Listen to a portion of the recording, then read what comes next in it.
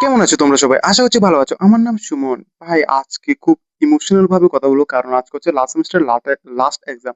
আমি সকালে ৮টার সময় উঠেছিলাম, তারপরে ৮টা ৪০ পর্যন্ত পড়েছিলাম, কিন্তু পড়েছি। আরে না না ভাই, আমি তো মুভি দেখছি। এবার যা ঠিক আছে, এবার কলেজে গিয়ে আমি কি লিখবো তোমরা জানো?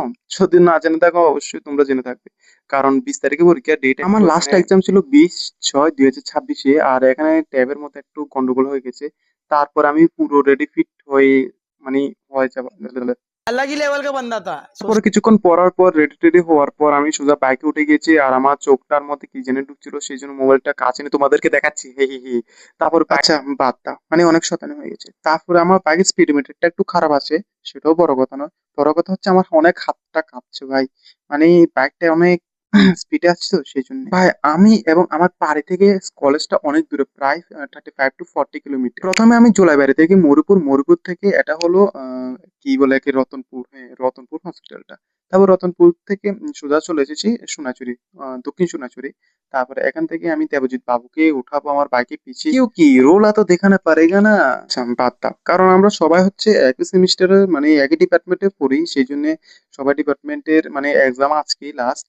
সেই জন্য দেবজিৎ বাবুকে দেখা যাচ্ছে, আর আমি এই ভিডিওটাকে ব্যাক করে নি, সে এইভাবেই আছে আর অনেক লুকাচ্ছে, কারণ কোন বদির আঁচল ধরে পালিয়ে গেছে এই জানে। ভাই বদির কথা কিছু বলবো না, দেবজিৎ বাবু যদি এই ভিডিওটা দেখে তাহলে আমাকে মেরে ফেলবে।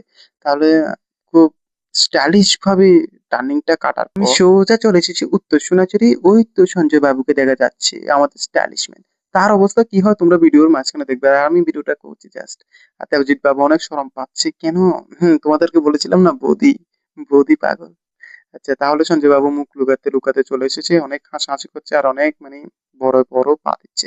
তারপরে রোলা দেখাতে দেখাতে আমরা তিনজনে একই বাইকে মানে উত্তর সোনাচুরি থেকে ওই সোজা আমরা রেল স্টেশনের এখান দিয়ে যাব।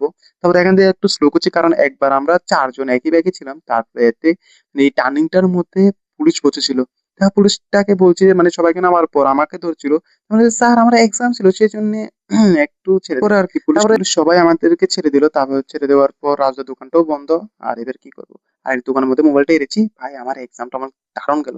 আর আমি এক্সামে কি লিখেছি তোমরা জানো? বলছি তোমাদেরকে। All of men are not gentlemen. All the poor men all poverty, but they are not to be a criminal. Will you try to understand? ভাই কিছু বলবো না, এই এক্সামটা দেওয়ার পর আমরা আবার চলে এসেছিলাম দোকানে। তারপরে দোকানে আসার পর ভাই কি বলবো, এক্সাম গিয়েছিল, ভালো গিয়েছিল, তবুও লিখে দিয়েছি। মনেতে যা এসেছিল ততটুকু। অবশেষে লাস্ট এক্সামটা দেওয়ার পর আমি তোমাদেরকে এবার আমার কলেজটা দেখাবো, মানে বিলুনিয়া আইসিবি কলেজটা দেখাবো যে কেমন, মানে একটু তো দেখানো পারেগা না বিডু। তারপরে এটা হচ্ছে আমাদের গেট, আর একটা হচ্ছে আমাদের কলেজের ছাত্র অনেক কম দেখা যাবে। এই তো আমাদের সাগর বাবু আর অনেক বন্ধু বান্ধবী কি বলবো। তাহলে এটা হলো আমাদের বন্ধু। তারপরে ওই মেয়েটি যাচ্ছে না, তাদেরকে আমি চিনি না, বাদ দাও। এটা হলো আমাদের সায়ন বন্ধু।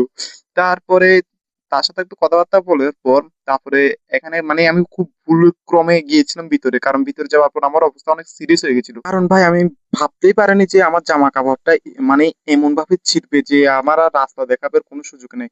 তারপর আমার বন্ধুদের ওই এসেছিল একজন, এই দেখতে পাচ্ছ তোমরা। তারপরে সে ডাক দিচ্ছিল, তারপর আমি বাইকটা টুং করে ঘুরিয়ে ফিরেছি। তারপর ঘুরে নেওয়ার পর তারা এই তো ধরেছে আমাকে। ভাই অবস্থা জটিল করে দিয়েছে। It was at this moment he knew he fucked up. এই যে মানে কাপড়টা দেখতে পাচ্ছ, এটা হলো আমার জামার কাপড়। তারপর আমি ধরতে পারছিলাম না তাকে, না হলে তাকে দেখিয়ে দিতে। অবশেষে দেবজিৎ এবং সঞ্জয় ফক্কা গেল, কারণ তাদেরকে কেউ ধরতে পারেনি ভাই। তারপর আমি তাদেরকে যেমন ভাবে গালিয়েছি না, তুই লেমার গা তোর তাঞ্চা ধর্মু তোর তাঞ্চা ধর্মু কোনো ভাই মাথা বেশি কিছু বলবো না। তারপরে ওদের অনেক গালি দেওয়ার পর আমি তাদেরকে থেকে চলে এসেছিলাম। তারপরে এইবার লড়াই লাগবে হচ্ছে দেবজিৎ এবং সঞ্জয়ের। ভাই লড়াইটা অনেক দারুণ লাগে। তারপরে এই তো তারা চলে এসেছে।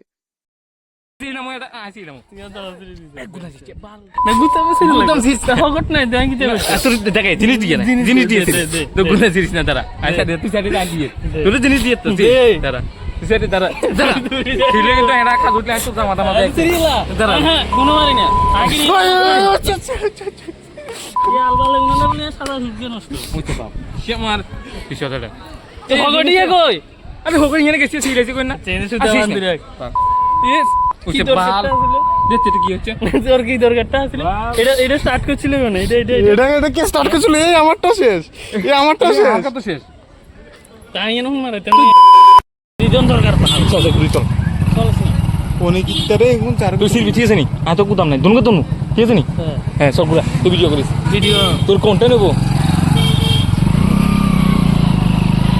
সঞ্জয় বন্ধু আমার জন্য অনেক চিন্তা করে, মানে কন্টেন্টের জন্য, মানে অনেক এর জামাটা ছিঁড়ে দেবে, মানে কি বলবো। সেলুট ভাই, ভাই যা বলবে বলো, কিন্তু আমার কাছে সঞ্জয় এবং দেবজিতের যে লড়াইটা ছিল না, সেটা ভাই মারাত্মক লেগেছে। মানে কি বলবো, এমন এমন ভাষা করছিল না। আর তারা গ্রুপের মধ্যে ফটো তুলছে, আমরা তুলতে পারিনি।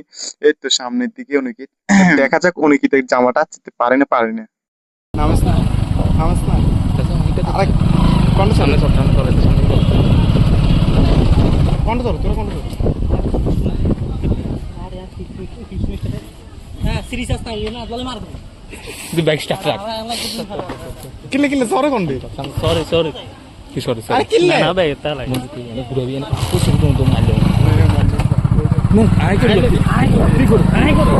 আই তুই করতে করতে ভাই ভিডিওটা করা হলো না, জামাটা ভাই ছিঁড়েছি অনিকিতের। কি বলবো, অনেক দারুণ লেগেছে।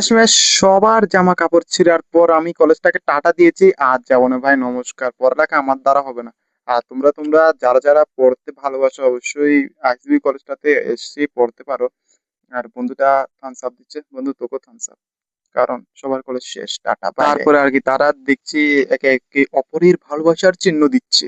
তারপরে অনেক মেয়েটিও সেলফি তুলছে। এই শাইন বন্ধু তো ভাই সবাই দেখছে। ভাই আমার শার্টের পকেটটার একটুখানি মানে আটকে ছিল, কিন্তু সায়নে দেখতে পারেনি। দেখেন তো জাতি পতাকা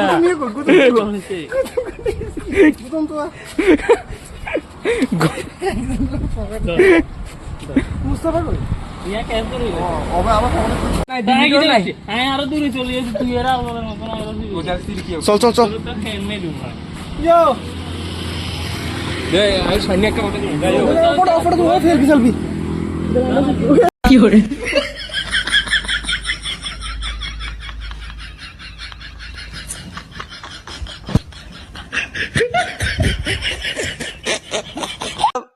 वो अलग ही लेवल का बंदा था सोशल मीडिया।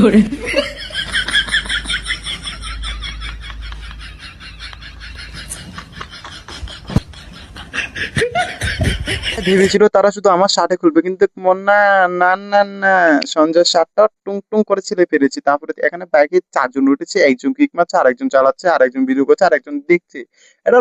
এটা হলো বিশাল মেগা মার্টের সামনে। তারপরে যাবে মনে হচ্ছিল, তারপরে আমি কাছে জল বাড়ে সোজা, খিদে লেগেছে অনেক। সায়নে প্রথমে ভেবেছিল যে ট্রেনে করে যাবে, কিন্তু আমি বলছি যে চল আমার সাথে চল, আমার তো বাইক আছে। তাহলে তারপরে আমার বাড়ি একটু দূরে, তারপরে তাকে আমি বাড়িতে দিয়ে আসবো লাস্টে।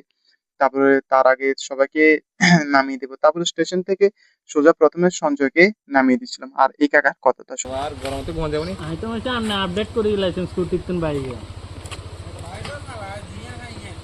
কোয়ানা সব চালাই মানে হেলিকপ্টার চালাই কেন দিলে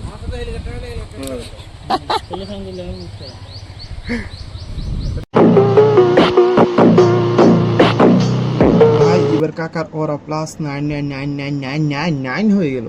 তারপরে সঞ্জয়কে নামিয়ে দেওয়ার পর সে আমার জামাটাকে পরেছিল, কারণ তার জামাটা ছিঁড়ে গিয়েছিল। তারপরে জামাটা পরার পর তাকে নামিয়ে দেওয়ার পর এবার পারে হচ্ছে আমাদের দেবজিৎ বাবু।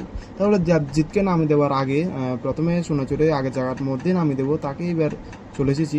এবার নামিয়ে দেওয়ার সময় ভাই সে আমার লোকে কি করে, প্রথমে আমার জুতোটাকে ধরে রাখলো, তারপরে সে টান দিয়ে এমন দূর মারলো ভাই, বহুদের ডরে। हम क्या करते थे कि इधर खाते थे पर खाने दादा जब आपका उम्र चलने दोने का होता तो आप तो खाते ही नहीं। শেষমেশ সবাইকে নামিয়ে দেওয়ার পর ভাই আমরা বাইকে উঠে গেছি, সায়ন চালাচ্ছে আর আমি বসে বসে এসএমএস করছি। তারপরে আমার জামাটা সব শেষমেশ সায়নকে নামিয়ে দেওয়ার পর আমি বাড়ি চলে